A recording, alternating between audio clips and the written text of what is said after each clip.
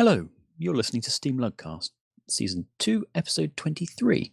We're recording this at the weekend on the 15th of November. I have with me Derrida. Hello. And briefly, Cheese. Ahoy there! Wow. Sorry. Bit late for Talk Like a Pirate Day, we're not? Feeling quite piratey today.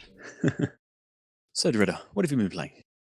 Almost nothing. I have probably played nothing this week. The week before I played a bit of CSGO and maybe some FTL, but I actually was without internet a lot the last couple of days, and I almost only play online lately, so I didn't play much. And you, John?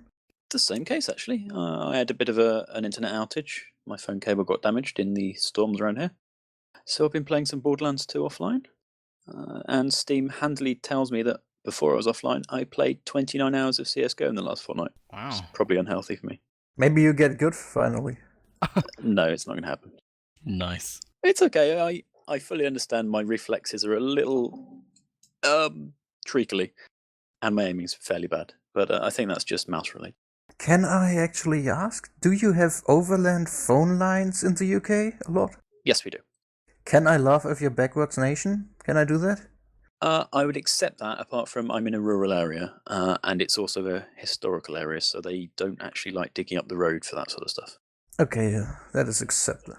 I know that sounds archaic, but it's overhead to the cabinet, and the cabinet's about 150 metres away, so it's not so bad. And then it's underground for all of that. Is that like a political cabinet? Haha. Haha, that's punny. That was awful. So, Cheese, have you been playing anything? Not much lately. I have found time to play a bunch of Crypt of the Necrodancer daily challenges, which have been cool. And I played a couple of hours of Massive Chalice, which is shaping up to be pretty sweet. But other than that, haven't really touched anything in the past fortnight, sadly. We have all been gaming so much. I'm busy making games. That's my excuse. Well, we'll talk about that later. Totally. So let's discuss the community stuff that's been happening in the last fortnight. Oh man, there's so much of that, hey? Yeah, we've had quite a few events. Let's start from many weeks ago. We had Killing Floor. We had a full server for that one. But I don't know, we're not getting as many people turning up for that, and the game still has little niggles that frustrate me enough that I'm not sure we're going to relist it as a regular event. No, it's probably out. I mean, I can't play it full screen at all on my multi-monitor setup. It always messes up. SDL 1.2 isn't really good with that. That's a shame, because it seemed to be a fairly popular game. Yeah, but Killing Floor 2 is coming out like next year, so... And that is going to be Unreal Engine 3 modified and SDL2, and probably will just replace this game on all platforms. It's also one of those games that it's not very friendly to new players, and I think that's possibly the case because we get new people coming in, and you've either got veterans that know what they're doing, and then we get some newbies, and the newbies just sort of die, and the vets get kind of frustrated and leave the event. So, if you're really interested in Killing Floor, do get in touch. And always, we have forums that you can post on to find other players on Linux that can join you. The next event we had was Team Fortress 2, and for that we played some holiday maps. The next weekend we had Dead Island. I managed to miss that because of connection issues. Did either of you two turn up? I was there, and I guess one other person, but because Mumble didn't pick up my microphone, he didn't hear me asking for a game, and then nobody played. Actually, that event went without anybody playing, sadly. Wow, that's disappointing. I think we'll try another one, maybe in a couple of weeks, and I hope that we can get a couple of games for that. With a bit more notice and a bit more announcement, I think we'd be able to pull people for Dead Island, I reckon. Yeah, as we mentioned in the previous cast, we were a bit off the ball in arranging events for the last month, so we're not surprised we had low turnout, but we'll see how things go. Yeah, we hope we can fix that. But Guns of Icarus, we had a great turnout. There were a whole stack of people there, a bunch of regulars, a bunch of new people, and had a good few games. I had to bail early, obviously, to stay on top of stuff, but when I left, everybody was still flying around and blowing up ships. It was great. Awesome. And I didn't manage to make it to Horde yesterday. I'm in crunch mode at the moment, Yeah. I didn't either. Did you, Derrida? I don't have that game, so... Okay. I hope you guys had fun. Yeah. It is a really fun game. It's very approachable, good for younger players as well. So. Yeah. I had So, no, go on, Cheese. no. I was just going to say that it makes for a good aftercast game because we can all continue talking and chat while we play. But it's all good. Doesn't matter. Oh, absolutely. Speaking of aftercast games, we have Double Action Boogaloo. I hope you all turn up, because it's free and you have no excuse, so download it now if you don't have it already. And Is that a large download? It's a source game. it's not that large, so it's a very assets-like free source mod. It uses not that many models, and yeah, it should download fast if you want to play it. It's fun. It's just, if you played the Specialist or the Opera for the original Gold Source engine, then you pretty much know what you're up to. So, Is this the one you mentioned when we were talking about Max Payne a while back? Oh, jeez. I might Possibly. have mentioned that. I mean, it's a shooter with slow-mo and stunts, so yes, it might be. Okay. Well, I'm downloading that in the background. 4.5 gig apparently, so we shall see. On the 21st, which is a Friday, we have Worms Reloaded, and I hope that's going to be busy, because it tends to be. And on the 22nd, we have Sanctum 2. What's the state of that? Has anything new happened lately? New patches? It was good last time we had a multiplayer for it. Yeah, people played for hours. It seems pretty stable. I don't think there's been a patch since, but yeah, it's fairly stable. Would you ask? I think I still had the problem where I killed my UI with a slider. I don't know, there was one when you crank it up, one option, you kill your user interface. Was that the one that sort of makes it speckly and pink? I don't know. I had a lot of graphical glitches. That's all I can say about that. Well, I had one issue when I changed on the graphical settings, and I don't think it's there anymore, but we shall find out. We also have Worms Reloaded coming up. We haven't had a Worms event in quite some time, so it'd be nice to play that. And that's in the current Humble Weekly sale, I think. Worms. Sale. Worms. Week. Oh, did we already mention you, Worms? Sorry. I did, yes. I wasn't going to say anything. Team 17, did you hear back from them? I did. I did. Clan Wars or something? So, as many people may have noticed, Clan Wars has a Linux depot that's encrypted, and it's been getting on and off work over the past, 12 months or so. I've tweeted at them, I don't know, maybe 3 or 4 times, asking for some kind of indication of confirmation that's being worked on, and any kind of bit of information that they'd like to share. And I never got anything back. And this time I thought, I'll do something different. So I hopped on the top contributors list on their weekly sale, and then sent them a tweet saying, "Hi, it's a shame that it didn't make it into this weekly sale. Is there any update that you can give us on the status of possible Linux build?" I left it for a day or so, and then I went, "No response for a top contributor, nothing at all," and heard back, and they were like, "Yeah, no, sorry, nothing to announce at the moment, but thank you very much for your support." Fair enough. This is kind of what I expected, but yeah, it's nice to get a response. I feel a bit cheeky, actually. It's a good feeling. Being cheeky or being a top contributor?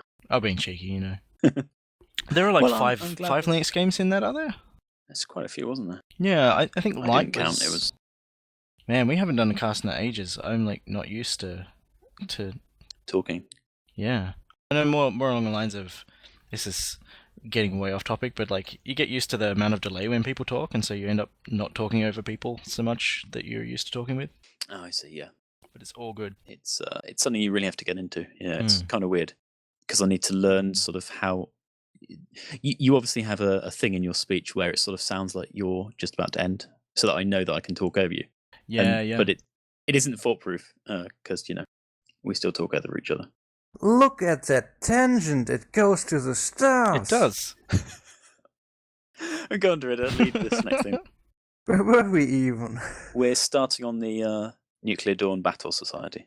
Should I do that? Because that is cheese material, because I have no idea what this is about. Yeah, so the Nuclear Dawn Battle Society, who we've sort of co-organized a couple of events with, have reached out to let us know that they've got a high amount of activity at the moment.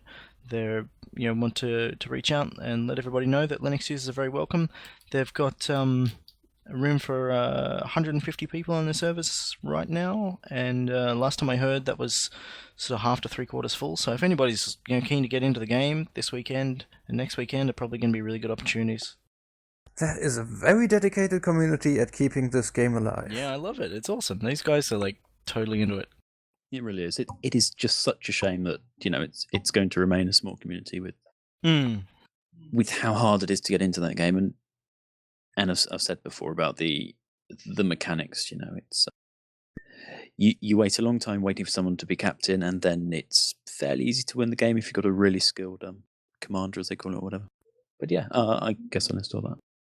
I think like team communication can balance that out quite a bit, but it's hard to find people to communicate with. But if you're going to play with these guys, most of them are fairly experienced, and it's a good opportunity to get into the game with people who are experienced that you can learn from and stuff.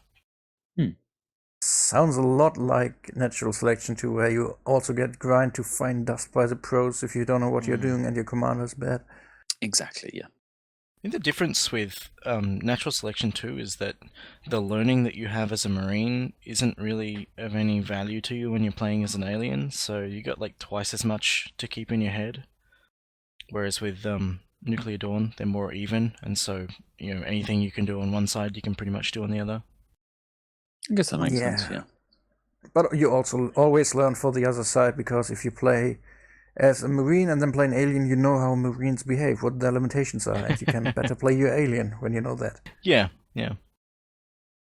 But also happening at the moment is the or just finished is the 7-day first-person challenge or first-person shooter challenge, which Yes, you have been working on that. I mean, you can plug yourself now that you're here. Go on and plug.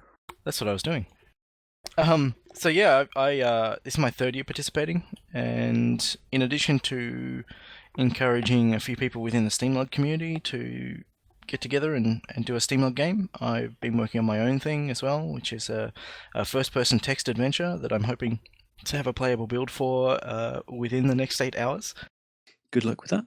Yeah, cheers. It's been exciting. I've never really written anything from scratch like this before, so it's been a really great learning experience to just roll something in C++ with SDL and OpenGL. Like the feeling of accomplishment when you get first-person type camera control working without gimbal lock getting in the way is that's pretty exciting. But the SteamLUG team took the concept from last year, which didn't quite make it off the ground, and remade it in the Godot or Godot engine. And while they didn't quite get something that kind of playable and feels like a game, though you can get into a multiplayer game and you can run around an environment with people. And they seem keen to keep running with it, so hopefully we'll see something a bit more exciting next couple of months. But that's up on the website for anybody who wants to take a look or vote for or leave a comment on. Yep, that's called Haunt, isn't it? Yeah.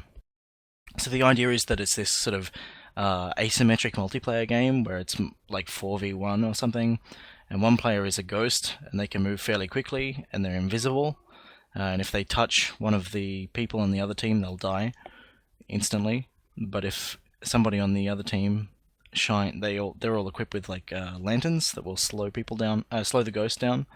So they can defend themselves by shining the light on the ghost, but they have limited lamp oil, so it becomes this sort of scavenging resource conservation challenge while the ghost is out there running around trying to flank them and stuff. So that's the concept in a nutshell. Sounds awesome. I'm excited to see it realized into something. Really great to see it progress as far as it did this year. Right, you have some more news articles to cover? Oh, yeah. Go with that. So, first cap off the rank, I guess, is Game Club. We've been doing the Journey Down Chapter 2 over the past couple of weeks in half an hour. We have our last session, and we're being joined again by developers Theo Wern and Heinrich England, who will be chatting about their experiences with making the game and stuff. And then I think next week we're doing Jazzpunk, which is on Linux as well. If anybody's interested in playing that and chatting with other people about it, feel free to come along. I also, I guess it was when the last cast happened, hey? It was. I was off at PAX Australia, which is the second time that PAX has been down under here. I have to say, compared to last year, I was blown away by the amount of Linux support there was out there on the expo floor. Last year it was like, there were 3 or 4 developers who were already supporting Linux, and the majority of them were just not interested. I mean, I had one guy laugh in my face, and that was pretty pretty unpleasant. But this year it's more like there are 2 or 3 people who just aren't interested. Everybody was either open to the idea of Linux or had already, had Linux support going on. And they're, got to play Satellite Rain and stuff, and devs said that the builds are going to be dropping soon for that. It's going to be exciting. Got to catch up with the Assault Android Cactus devs in person again, which is really cool.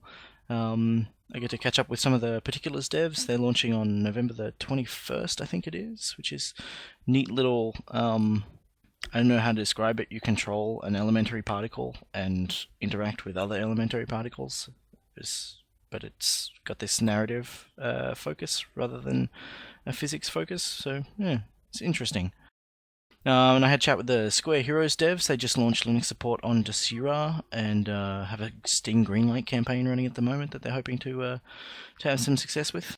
It's a neat game I played called Sortie, which is kind of like top-down Hammerwatch, where you had that airship things that you swing around the maces and swords and stuff with a bit of physics going on. It's kind of like that, but top down, and you play as gladiators in arenas, and you pick up these stupidly large weapons and just swing around and try and smack each other. They're pretty cool. And the devs are really switched on, really excited about Linux as well, which is cool. I get the chance to chat with Chris Roberts for about 10 minutes. We talked about Linux stuff for a while, and it sounds like they are keen to roll out Linux builds when they can, but they're pretty much waiting on the renderer from Crytek, so it's all sort of dependent on when that happens, how that happens. But it's nice to see some enthusiasm from their end, and it was pretty awesome to get to chat with with Chris. They also did the big first-person shooter reveal in Sydney. There's a stream of that, or a recording of that online. The crowd was crazy pumped for it. And also I coordinated a Double Fine fan meetup where everybody came together and we had lunch with Ron Gilbert, and that was pretty cool. I'm going to write up a more detailed thing, like looking at the number of developers and highlighting all the ones that were supporting Linux, because it was just, there were probably, I don't know, 60 developers, I guess, in the expo floor, like in the Australia, New Zealand Indie Pavilion. And yeah, just like pretty much all of them were either, I mean, like even the Primal Carnage devs were saying that they would be open to doing Linux, which felt like a bit of a change in tone from other stuff that I'd heard. So it was sweet. Everyone's really cool. But yeah, what were you saying, Dorita? Yeah, I watched the Star Citizen stream where they had their little Space Marines versus Space Terrorists match, and then they turned off the gravity and everything went ballistic, and it looked awesome. Yeah.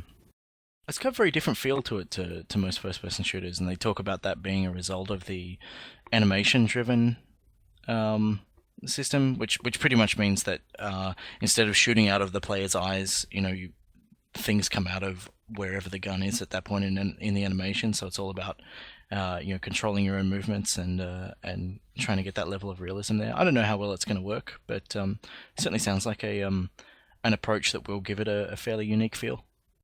Red Orchestra 1 and 2 pretty much always did that shots are coming out of your actual gun in the world. Yeah, nice.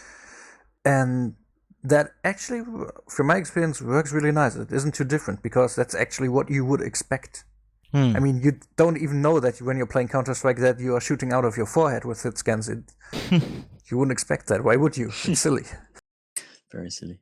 Have they said how these modules are going to work together at all? I know they've been announcing sort of like dogfighting and first person, but I'm not sure how they all plug together.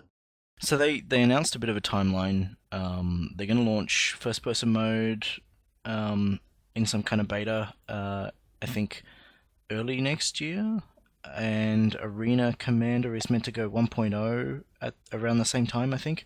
So Arena Commander is like the dogfighting module. That's the in the game, it's considered to be like this online deathmatch arena type thing. So it's meant to be virtual within the game, and so you can fly whatever you want, and it doesn't matter if you get blown up and that sort of stuff. It's just like space combat. geared more towards competitive play. And so that's going to be up before anything else. I mean, like that's the thing that's closest to being like finished, right? And then they said that they were hoping to get Squadron 40, is it 41 or 42? I can never remember, which is the Wing Commander style campaign, which is a mission-based military service, flight thing that they want to get towards the end of next year. They want to get that off the ground with its initial release to backers and stuff. And then they also want to next year bring at the end of next year start to bring the Persistent Universe online as well. So that's the kind of timeline for bringing that stuff together. Neat. It's crazy. It's so ambitious. It really is crazy ambitious. Yeah, and it's funny because people talk about it being a lot of money that they've raised, and it is. It's mind-bogglingly large that you would get $60 million or more for a And that doesn't include the outside funding that VC funding. Yeah. Right. And actually, at the panel that I went to that Chris was at, he was saying that that they actually withdrew from some funding opportunities that they were chasing because of the kind of response that they got from the community, because they felt that it would be better for them to have, just their supporters being the people who they were accountable to, rather than investors who weren't necessarily that focused or emotionally invested in the game, I guess. But 60 million's not much for something as big as they're talking about. I mean, you think about like how much did, I don't know, some other big game like COD or whatever cost, like they've got huge 100 million kind of plus budgets. I mean, I'd put 1 to 200 million on the kind of thing that they were doing if it was funded and driven by the traditional model. So 60 million is not heaps.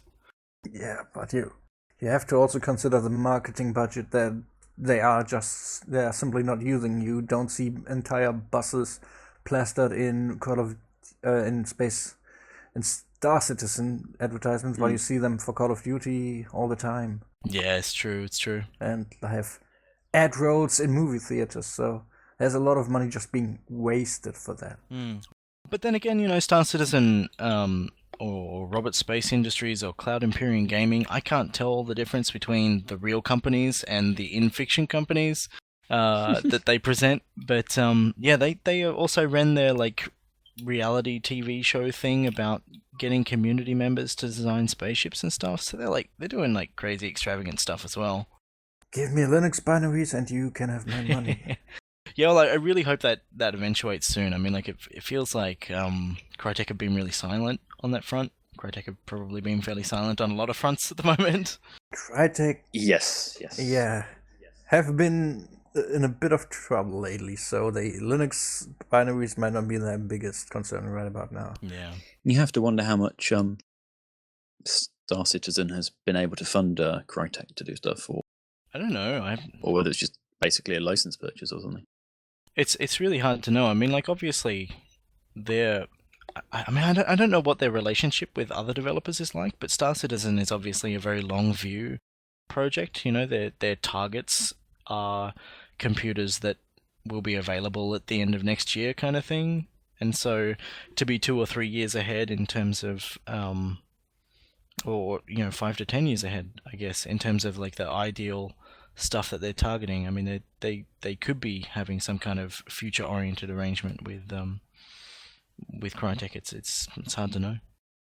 So let's move on to tech news. Yes. NVIDIA released their 346.16 beta driver.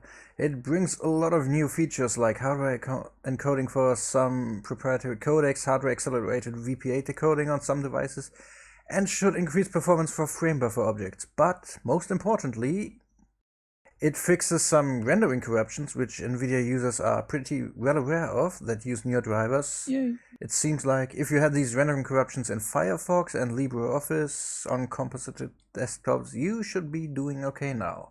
And they also fixed some problems with their GLSL compiler, so for gamers this is big stuff. You should probably pick this up. Yep, very good news. Yeah. last cast we spoke about one of our favourite members of the community, Soap, who's been producing these port reports for games. And a blog post has come from that by someone who's mentioned quite a lot in the past, Rich Geldrick, which is a former Valve dev. He's posted about the state of Linux gaming, and he's quite critical, not just of... As usual. Yeah, not just of sort of the performance that these reports highlight compared to Windows native, but also of the state of developers, driver developers, like Intel and AMD, really not putting much effort in.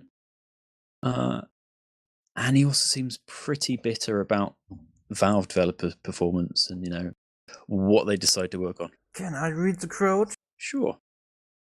About Valve developers and their approach to all this OpenGL and stuff that they pretty much held internally.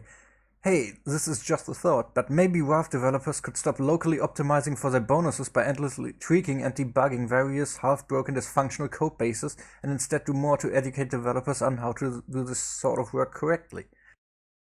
I mean, I don't like his blog post that much, but this is, as an outsider, a feeling I have gotten about Valve, that they are in there. We are all a players culture, busy with doing their stuff internally and just don't have the focus to really do anything that presents itself to the outside world. I do get a feeling they sometimes aren't as good as the bigger pictures they publicly put out. And yeah, as you can see from quite a lot of their ports, that there are niggling issues that still persist. I mean, every single Counter-Strike every single Counter-Strike game has issues with the sort of the window font, Marlet from Windows, just showing up as like V's and B's for arrows, and it's just, why are they not working on stuff like this? Yeah. But I pulled a comment out from the from a random anonymous commenter. I thought I'd mention it. And it goes, though I do think that Aspire and Feral are doing a good job importing. It may not be the same performance or experience you get in Windows, but it's, quote, good enough, unquote, for a solid and fluid gameplay. And I think that's fair enough. These obviously aren't games that are designed for our platform. They've had to have been ported, so they're going to lose some performance. Well, they're all legacy titles as well. Exactly. And while it would be an awful lot nicer if they had 10 or 20% more frames per second, they are perfectly adequate for now to get the audience, the game playing audience here, to get more games. I mean, a lot of people say it's a chicken and egg thing. Yeah. That, we won't have more gamers on Linux until there are more games, and we won't have more games until there are more gamers. And I don't know, I'm in two minds about whether embracing not as good stuff is going to result in positive outcomes. But if it gets the discussion going and it gets people thinking and talking about Linux, as long as people are still happy to acknowledge that there's room for improvement, then it's hard to see as bad, And that's why I like these port reports, because it's highlighting that, we are getting games now and they look visually good. Performance could improve, but some of that's down to drivers, and some of it is down to they can't use all the extensions they'd like to because these drivers aren't there. And some of that is our platform limiting them, and some of that is them not wanting to take it up because Apple hasn't exposed some extensions. And you mentioned just now in text about Borderlands pre-sequel. Now that's using the Borderlands 2 engine, which is obviously Unreal. So yeah. Oh, it's just meaning in terms of things being legacy, and if it's new, it's harder to consider that. But yeah, no, it is totally. I mean, it is still an old game engine that's just got new content in it. But another angle on these port reports, which I mentioned when I first wrote about them, is that as we have more people who are moving across to Linux and becoming exclusively Linux gamers, a lot of us don't have the perspective to say that this game is better or worse than its original port. And I think having this sort of fairly analytical look that's not as emotionally charged as lots of things may be. When XCOM hit, everyone is like, "Oh my god, XCOM's here!" And when Civ hit, everybody was all, "Yay, Civ is the best thing ever! I love Civ." And it's great to to embrace and enjoy these games, but it's still also really important, I think, to have that analytic that analytical perspective on how good that process has been. Absolutely. Yeah, I've seen the same thing on the Witcher 2 port, where the people that didn't have these big problems were saying, oh, it runs really well for me on all high settings. And they probably are right. They get like 40, 50, 60 FPS, and that runs smoothly for them. But if you compare that to the Windows version, the proper native one, where they should be easily getting over 100 with the machines they are running on. Yeah. It's like, yeah, it's good for you because you don't have the basis for comparison. But I remember playing The Witcher 2 originally on my, I don't know, 5770 on Windows and a slower CPU, and it ran better than with much better hardware on Linux. Well, there you go. But yeah, it's one of those articles that, will be tweeted around and shared a lot, and Phoronix posted on it, and Rich actually posted quite a bit on the comments on that thread on Phoronix. So, I mean, it's easy to see that I've seen a lot of people getting angry about it. Yeah. I don't know if that's the right response to have. No, it's the internet response. You've got to accept that there are issues that need to obviously be dealt with. I don't know. I actually take some encouragement from his comments, because obviously he can see that there are things that can improve and that will improve, and I hope people at Valve read it and go, maybe he's right. Maybe we could actually work a bit harder on some things.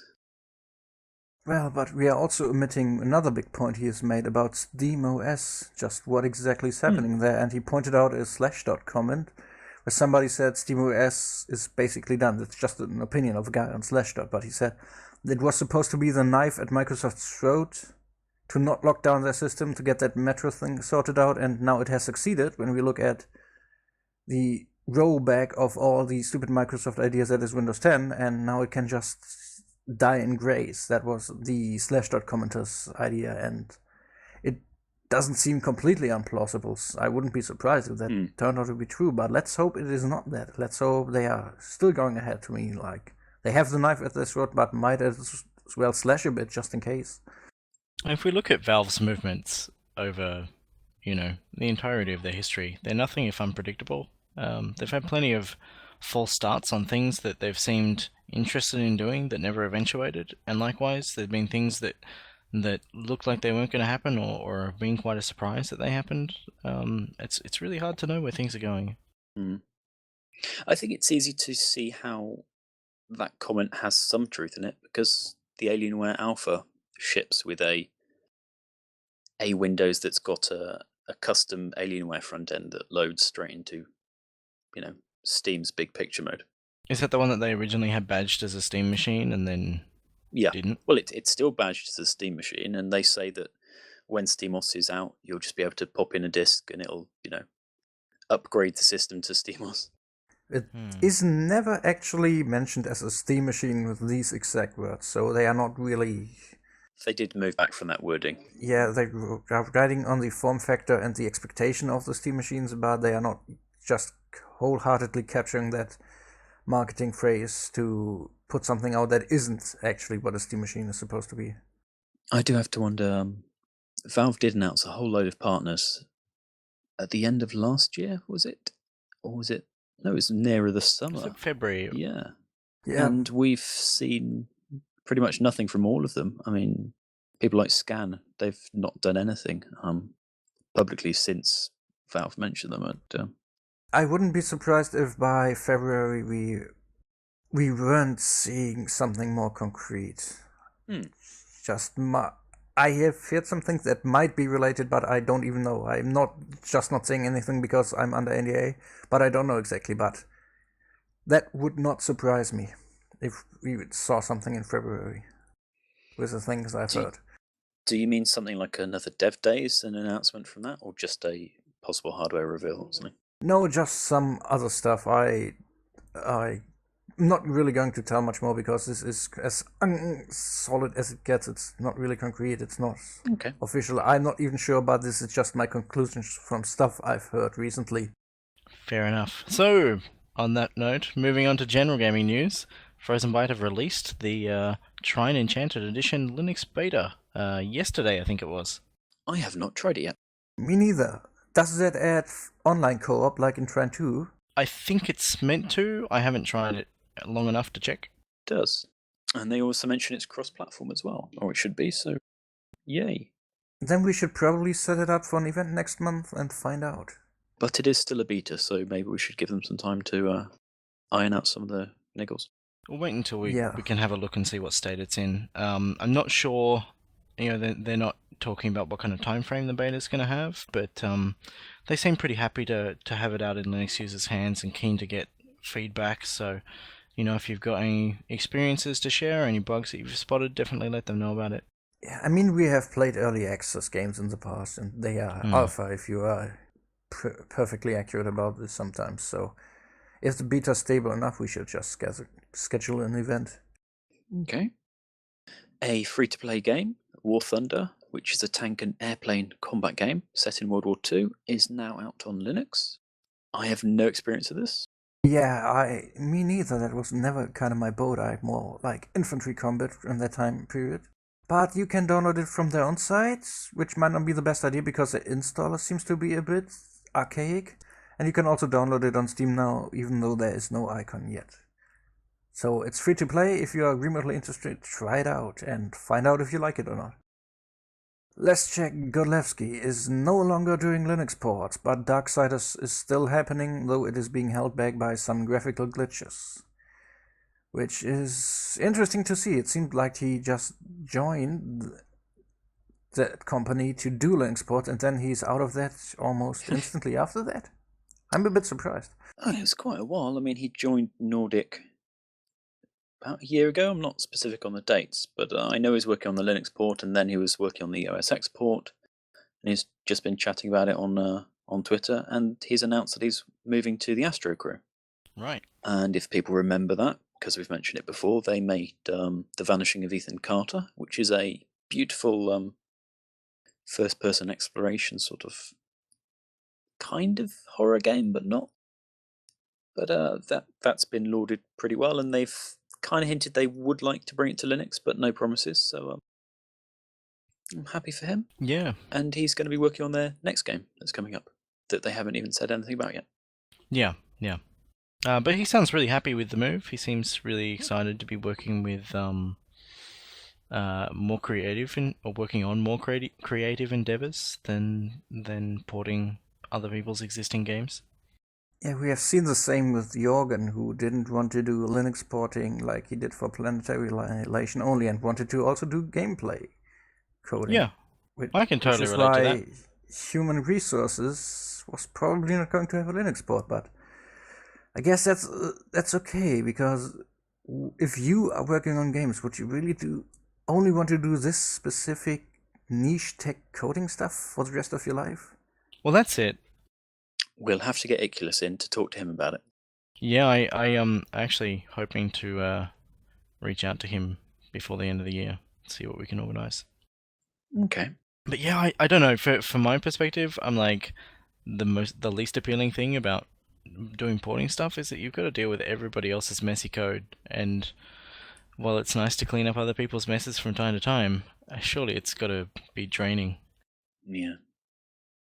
He's a brave man. Indeed. So, Insurgency for Linux appears to be delayed because of Valve. This is Gaming on Linux, who has spoken to the developers, and it sounds like they're waiting for the CSGO code drop. This is a story that we've heard before with other assorted engine versions. And Stanley Parable, and yeah.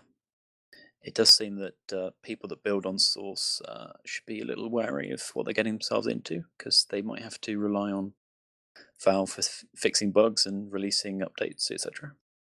It also seems like sometimes there have been communication issues as well, where there have been developers who are assuming that some older branch of Source will get a Linux port eventually, when that's not what was going to happen, or some developers who thought that they were going to get access to, or thought that they were going to be given something when the expectation was that they would have to ask for it. Yes, communication issues seems to be a Valve thing. I am not all that surprised. I mean, we had the porter on for Nuclear Dawn, and I personally asked him if he would recommend Source Engine to any aspiring indie dev, and the answer was a flat-out no. I've heard that from talking to other devs. Shall not name them. Yes. Yes. Well, the SteamLUG 70 FPS team from last year was quite happy to not be working on Source when that ended. Can't wait for Source 2. Hope it's not like Source 1. So, Massive Chalice is now out on Steam Early Access. Yeah. We got access to Linux builds for that a couple of weeks ago. While I was at PAX, they landed, so I wasted some of the hostile internet. I feel very sorry for all the people that I shared a hostel with who had to deal with me eating all the internet. But yeah, I downloaded Massive Chalice and gave it a bit of a run over there. It's pretty neat. It's pretty awesome. Yeah, so the idea with early access is that it's happened in response to requests from some of their low tier backers who didn't get pre-release access. They felt like Steam Early Access was a way that they could make the game available to everybody in a way that didn't make people who backed feel, I don't know, people feel cheated. I don't really understand how that stuff works, why you would be angry about somebody else getting access to something awesome that you've helped make a reality, but whatever. But yeah, so people have been asking if there's a way that they can get access to the game and play around with it before release, and this is a way that they've tried to make that happen. The game's funded through to release in spring already, so for people who are jumping up and down and saying that it's all a money grab, or people who are worried that Massive Chalice might not survive if it doesn't get enough money, don't panic about that sort of stuff. But the game itself is pretty sweet. I've enjoyed what little I've had to play of it. It's really interesting that they decided to not go with an Overwatch ability, which is sort of a bit of a staple in a lot of modern turn-based strategies, I guess. Like, people seem very surprised that it's not in there, but it does lead to different kinds of strategic encounters than you would have in XCOM, for example. Are either of you interested in the game? Not entirely. I will. You might grind your teeth a bit, but now with Double Fine, I will wait till they are solidly out of Steam Early Access and have delivered solid product before I will touch their stuff. Sure, whatever you want. It has served me for Space-Based DF9, because I would have been one of the disappointed people if I bought into it on Early Access. And also on the Space-Based front, I had chat with some of the developers and bounced some ideas around, and we managed to get an update to the game happening, which includes dynamic loading of mods from a path that's slightly aside from the main game content, so that it won't get stomped on by Steam updates. So for anybody who's interested in modding Space, it's now a little bit less of a destructive process. Just to go back to Massive Chalice, are the screenshots on their store page representative of the game as it is now, or are they sort of, prototype designs that's how they wanted the game to look? I haven't seen the Steam store page, but I'm pretty sure they've got screenshots on there. Let me check. Checking. It's got a really unique sort of aesthetic. I didn't see very many games that look like this. Thank you for being patient. I have to say, from looking at least the screenshots, it looks far more further along than Space-Based sort of looks. So maybe it is something that is worth looking into. I think the visual style that Space has is the visual style that it was aiming for. But I think that Massive Chalice is going to get a little bit more polish beyond what we see here, I think. Well, this is the big Kickstarter game, the second one. It should get a lot of attention. But it's fun already. It's interesting also to see the way that the game evolves. And it's also interesting to see how some players aren't cluing into the way that your decisions in the early game can impact on the late game. So the idea is that you play the immortal ruler of this civilization that's under siege, and you've got to keep them alive for 300 years or 600 years or 3,000. I can't remember what the timeline is, but it's a set time that you've got to play for, and the game ends at the end of that time. But the heroes that you start with are all level 1, and they are going to die fairly early in the game. But you can retire them to keeps, and then that's where they'll make progeny for you. and the resulting generations have their starting levels are increased based upon the skills of their parents or their teachers, depending upon whether they're parents or just teachers. But so as you play through the game, you have the opportunity to grow the starting abilities of each successive generation, and so you really, the changes you make early on, the decisions you make early on can have a very big impact on the way that plays out over the course of the game. It's really interesting. I have one important question. Why is a chalice not symmetrical? There's two faces opposing each other, and in the original concept, it was meant to be like a young man and an old man. It was meant to sort of represent that generational aspect. In the game at the moment, the right side face is female and the left side face is male. Yeah, it looks like the mono logo. And the left side looks like a potato? Yeah. He's got a bit of a potato nose going on there. But yeah, it's sort of that's what's going on there. So, let's move on. This War Is Mine has been released. Has any of you played it? I have not played it. They had a really good trailer a while back, and we mentioned it then, but they hadn't released any gameplay footage at all. And Gaming on Linux says it is a bit buggy. I don't know if anyone can confirm it here. It's got a really nice aesthetic to it, just judging from the screenshots. It looks absolutely lovely. And it has very positive reviews, so... And it's recommended by extra credits. That means it must have some pretentious value to it. I don't know, they seem a bit... Yes? Lowest common denominator oriented. Wow. Extra credits? No. Yeah, I mean, they take stuff that seems to be common sense and push it down in a format that's accessible to the everyman. Which is bad, why? I didn't say it was bad, I just said the lowest common denominator oriented. It's a side-scrolling platformer. It sort of looks like it's drawn. Even though it's 3D, it looks like it's got like a pencil shader on top of it or something. It does look like that, It looks rather lovely. But yeah, we've heard it's kind of buggy for some people. But their other games have been good, but slightly buggy, so I'm sure we'll find out more in the future. Here's some news that came out of nowhere. Bad Juju Games, which I've never heard about, buys Desura from Linden Labs. Was kind of a surprise, but yeah, Desura's being shipped around an awful lot, isn't it? I wonder why they bought it and then gave up on it. I don't feel like it was much of a surprise. It seemed to me like Linden weren't that interested in it, so I'm kind of not surprised that they put it up for sale. Seems like they were at Linden Labs. Do you remember at the company party where we just got all real drunk and then we suddenly had Desura on our backs the next day? Why can't we get tattoos when we are drunk like normal people? Could be. Yeah, they didn't really know what to do with Desura, and they didn't really do anything with it except redesign the website to something that is really bad and awful to navigate.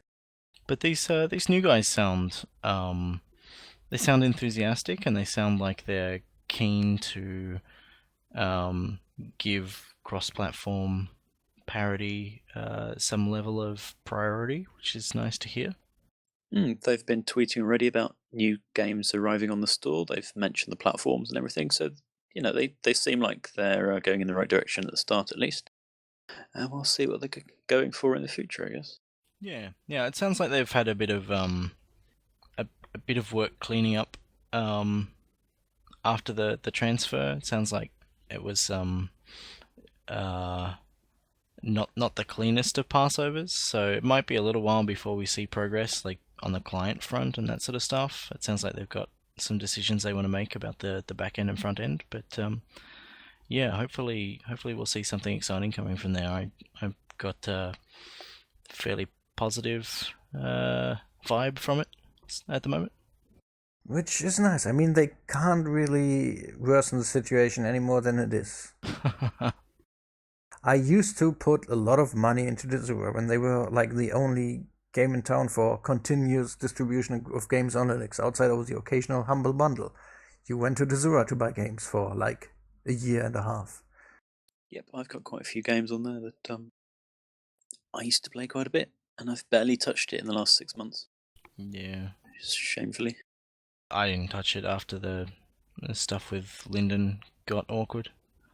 Yeah, I think I stopped using it completely after some distribution update just broke the Ethereum, which at that time was already not being worked on anymore because of the buyout. So Yeah. I have briefly glanced over it a couple of times, and I don't even want to go to it anymore because I think they really screwed up on the website design. This is an awful storefront, a really awful storefront. Talking of nice storefronts, GOG's has actually improved recently. It's a lovely flat design. And I wanted to mention them because they have a sale on at the moment. Their DRM-free Big Fall sale, as they're calling it. 700 games on sale. Discounts up to 90% off. Wow. If you go there every day of this sale week and click like a stamp button, you can get The Witcher 2 and a movie for free. Yep, I've been doing that. I don't know if you can still pick up the old stamps if you've missed them the last Possibly 2 not. days. I wouldn't have thought so. So that's kind of late, but Yeah, where were you on that one, Dorita? I was offline. So It's all good. It's all good. Yeah, that site is absolutely lovely now. So, being positive, Clockwork Empires is progressing towards a Linux release. Ryan was tweeting about this week. Yeah, nice. And there's now an update on Gaslamp Games' website. So is that out for other platforms yet? We don't know. It's out. It's only for Windows. This is both the Mac and the Linux ports. Yeah, okay. But yeah, I'm really looking forward to that one because we still need a good city builder on Linux after Towns tanked and other stuff is simply not really coming out. Is Tropico a city builder? Yeah, it is, but it is a different kind of niche. It's more like... It's a bigger scale than that. It's more sort of civilization building. Yeah, okay. I mean, a game like Banished or something would be nice, but I can't see that coming over, sadly. I always thought that was like a first-person shooter or something. No? I know nothing about that game. Tell us about it, if you have hopes for it to come to Linux. I don't have hopes. It's a single-person dev. All right. Yeah, but Clockwork Empires, I've been following that since that has been announced, and it looks like a really awesome colonial Lovecraftian city builder with the typical Gaslamp Games humor, which is a bit odd to say typical because they only had one real game out, but they have made their mark on the gaming world with Dungeons of Dreadmore. Yeah, I remember reading some blog posts on some of the art assets and some of the systems they're making for this game, and it sounds pretty neat. Soap says the new Cities game in January should be on Linux. Yes, Cities Skylines. That is from Paradox and the people that made Cities in Motion, which isn't really a city builder.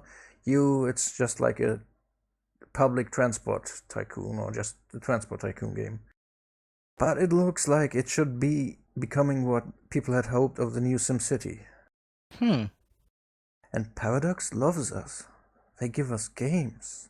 They're our friend. Let's move on to our last item, if that's okay. Crowdfunding. Crowdfunding. A title we mentioned recently. The Interactive Adventures of Dog Mendoza and Pizza Boy. Just scraped through with funding, which we're happy to see. Yeah. And the demo is live on Steam for Linux client users, so have a see if you're interested in that adventure game, and if you want to give them more money. That was a genuine photo finish, I must say. It definitely was. I don't know, I felt like after the halfway point that it seemed fairly safe. I mean, like, it was only... You look at the percentage and you go, oh man, they got 30% to go. But when 30% is less, is around $10,000, like, that's the point at which people start asking friends if they can take up a personal loan to get them over the edge, like Yeah. Once you're within that kind of 5,000 bracket, which they were within the last week, like, I think it was fairly safe. But when it is at that point, it's like it's gonna not go any further over the target. It seems that's the limit of what something's gonna raise when it's in that kind of situation. But if you just look at it, they are barely 4% over their funding goal. That's not a lot. That really was close. When it's that tight, you have to worry that as it gets toward the end, people who think it isn't going to make the target will take their funding out, and that's the worst thing. Which is stupid because you're Yep. not getting charged on Kickstarter. It's stupid, but people do it.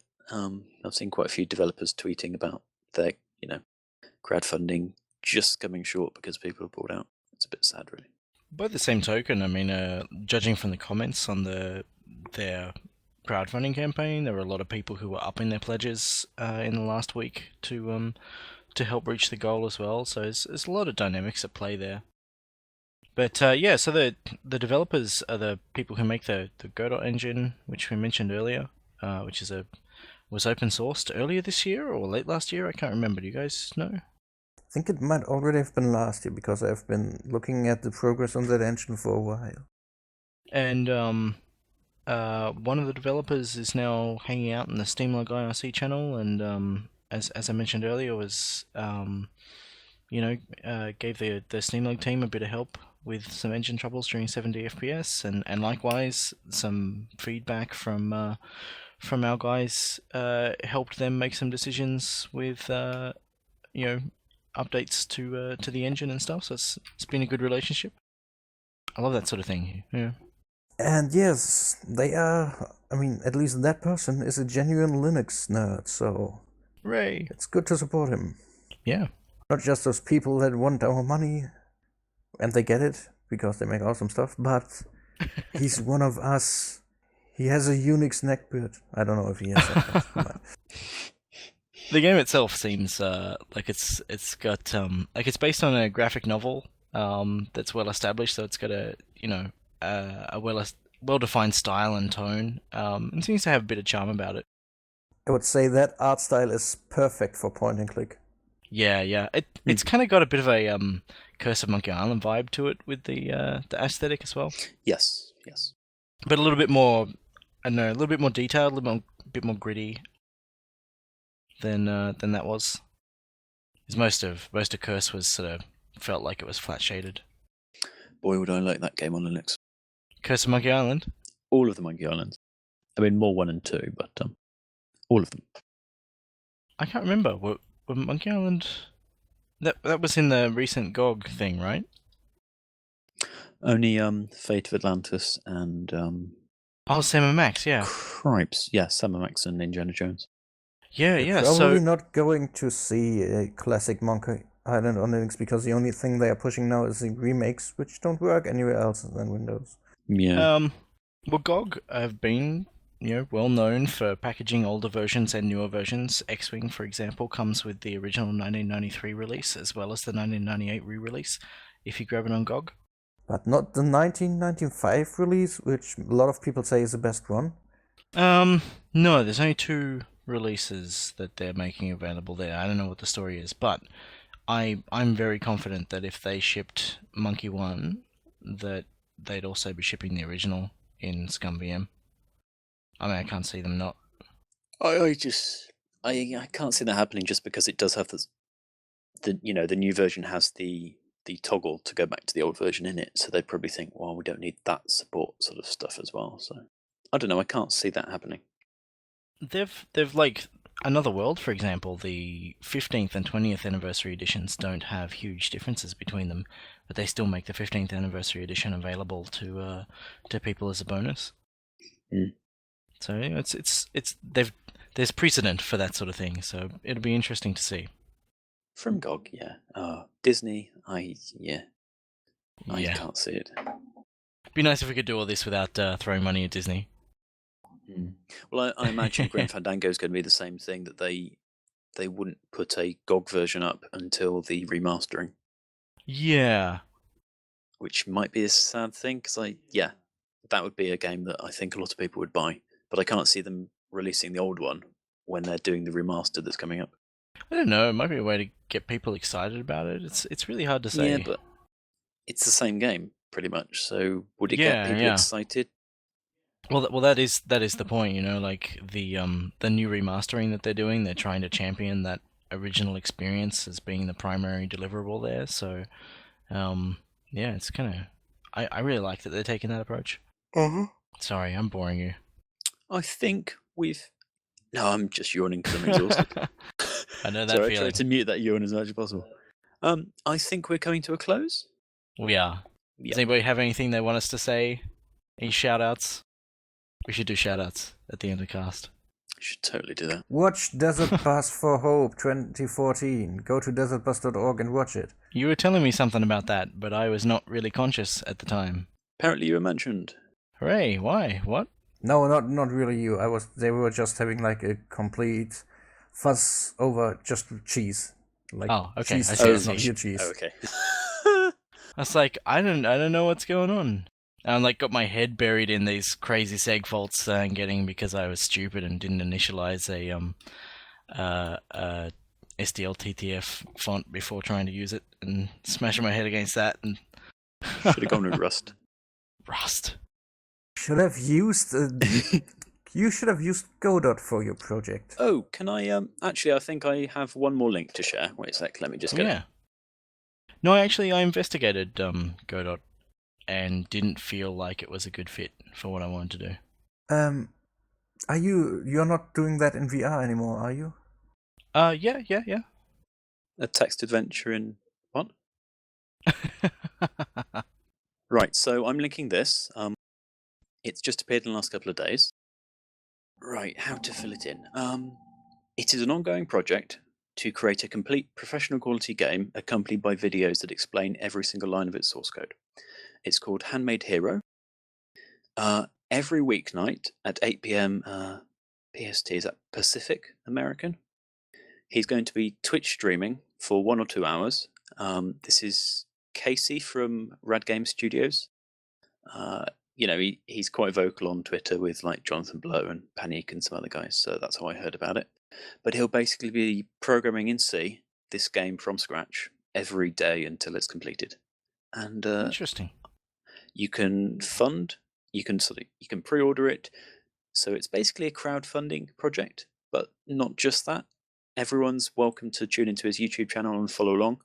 So it's basically a tutorial for C coding as well as a game at the end. So it's really interesting. Yeah, neat. I thought I'd mention that because he is starting on Windows doing C coding, but he says he'll be covering cross-platform support and porting it to other platforms and other stuff. And that's obviously his intention. So it does have coverage for Linux, and I thought it's really worth it. I see he's got archives up. Are they structured beyond the stream, or are they just a copy of the stream?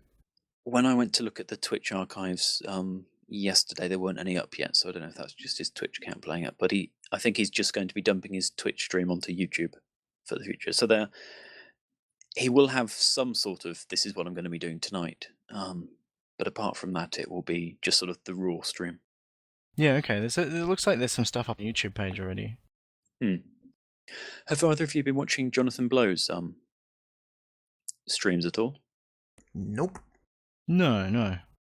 Well, he's been tweeting about he wants a replacement programming language for game developers because he really likes C, but he wants to be doing less boilerplate for it. That fellow wants a lot of things. Yeah, I know.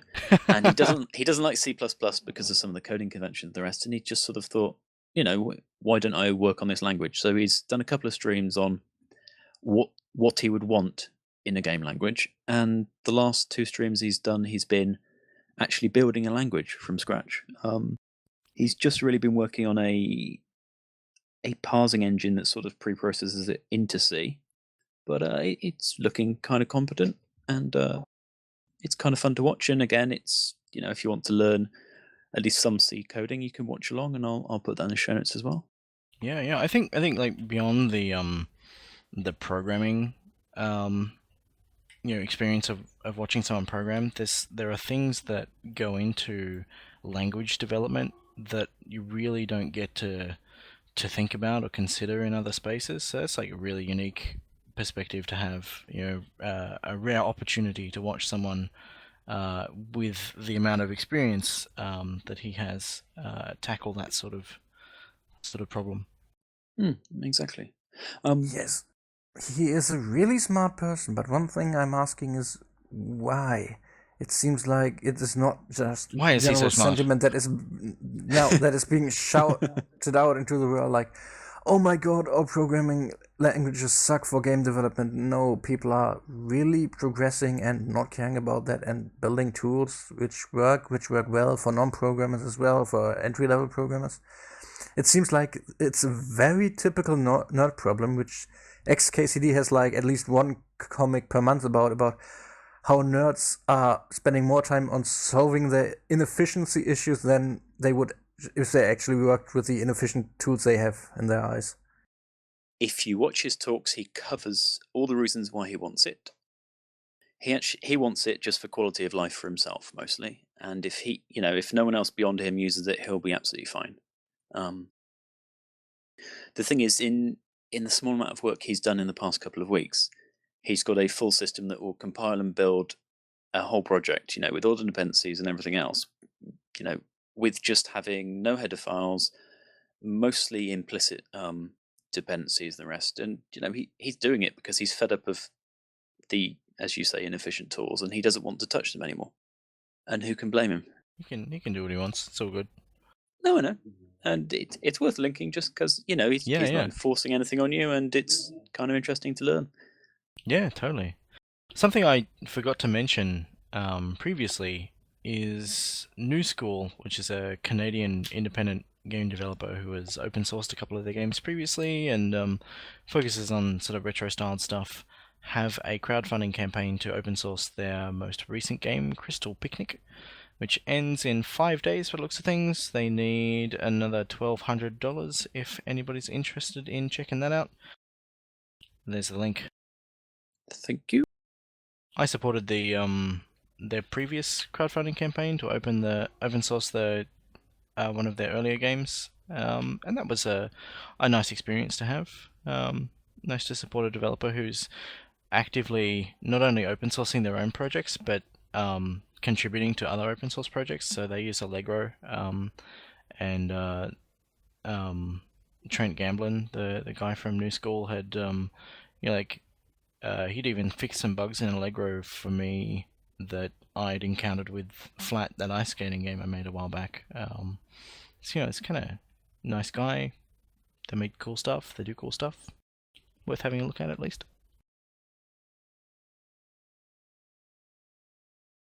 So, sorry, I have music playing. I'm just rocking out. I was wondering about mentioning a recent experience accompanying, in reference to that comment I said about Jonathan Blow. I've been playing around with... Blow away. Haha. You are full of puns today. Full of it, yep. I wanted to play with OBS Studio to try out some streaming now that I've got... Oh, yeah. Upload that's actually credible for Twitch and the rest. So I've been playing with that, and I thought, quite a lot of these streamers have these interstitial filler so that they can either pause what they're doing and toggle out, or if they've got any sensitive stuff on the screen, they can just swap to it and the rest. So I thought, hey, why don't I get one of these like music visualization tools? So I Google around, and Project M apparently is, quite a decent tool, and I get that. The prepackaged version doesn't work, so I download it, build it. In the process of trying to build it, I've got these package config errors. I've got some linking errors. I've got a library that's crashing because it doesn't support extended Unicode and the rest. And you have to think, there's an awful lot of work to get some projects built, and you have to know pretty much all of the chain to actually not just resign yourself to say, bugger this, I'm just not going to do it. And I can fully understand why someone like Jonathan Blow can say, he's been developing for like 2 decades or so. Does he have to put up with all of this crap forever? Sorry, Cheese, go on. It's funny, I spent, before the cast started, I spent 2 hours installing MinGW, building the dependencies for my 70 FPS project, and seeing whether or not I could get it building for Windows. And there were 3 points at which I just went, you know what? Windows. Fuck everyone who uses it. It's a painful and irritating and difficult experience. I don't have much sympathy for the convoluted processes of supporting operating systems that I don't use. I can totally relate to your frustrations with getting that built. It's more frustrating that some of the issues are obvious ones that have just, the code base for Project M is pretty old, and it is maintained, but not as often as it probably could be. And then you get some changes in Ubuntu that are slightly different from other distros. So then you think, well, do you want this distro's custom changes to let the project build? And then it's where'd you go from there, really? Yeah, it's funny. I feel like OBS is one that did that for me, because I got on board with checking that out a lot earlier, and I had to build not just OBS but also some of its dependencies. And once you start building stuff like FFmpeg and building the things that FFmpeg requires on, Yes, that's it's mad.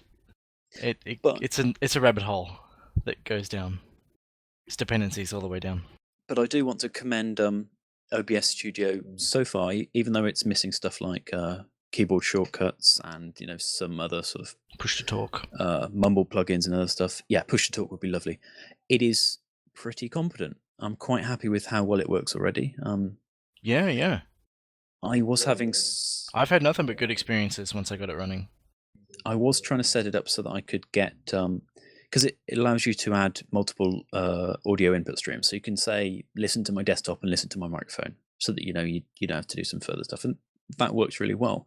Yeah. But if you want it so that you want your mumble output, your microphone, and the game included, I set up some sort of loopback in Pulse and was having severe latency issues with Pulse. And I can't wait for them to support like application specific streams. Yes, stuff like that. Just or maybe hooking into Pulse a bit more, because yeah, that's how I feel that it would happen. Is that it would be some kind of Pulse plugin or something like that allowed you to tap directly into the individual streams. That'd be sweet. But because they do a bit of stuff to synchronize things already. So like it would, the kind of latency problems that you've been having, it would solve those for you, I imagine, just inherently with the way that it handles stuff. Mm-hmm. But I'm just going to wait for a couple of extra features to land, and then I'll be absolutely happy. That software is brilliant. But I think we've spoken enough, and we should sign off. Sweet, let's do it. You have been listening to SteamLUG Cast. Thank you. You can always send us feedback, cast@steamlug.org. And I've been John. I've been the Ritter. I've been Cheese. Sorry. That was amazing. Thank you. Goodbye, all. Bye. See ya. Do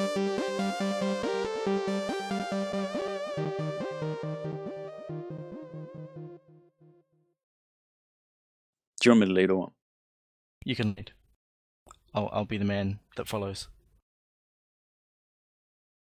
Well, we could have a bit of speculation if you want. I love speculation. No, I can't. I don't know anything. Okay. But yeah, I wasn't saying it was bad. Hey, guys, don't fight. The children are watching. Children need to learn the hard truth.